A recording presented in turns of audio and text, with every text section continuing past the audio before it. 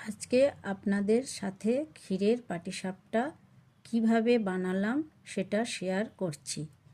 ক্ষীর বানানোর জন্য নিতে হবে চালের গুঁড়ো, গুঁড়ো দুধ ভালোভাবে মিশিয়ে নিয়ে দিলাম এলাচের গুঁড়ো। এবার গ্যাস অন করে অনবরত নাড়তে হবে যতক্ষণ না অর্ধেক হয়ে আসে। দিয়ে দিলাম চিনি, লবণ ও ঘি। তৈরি হয়ে গেল ক্ষীর।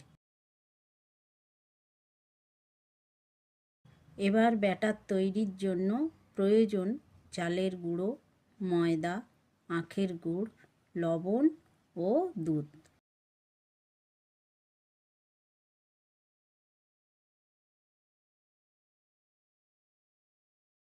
ব্যাটার রেডি হয়ে গেলে প্যানে দিয়ে উপর থেকে তৈরি করে রাখা ক্ষীর দিয়ে মুড়ে নিলেই তৈরি সুস্বাদু ক্ষীরের পাটিসাপটা।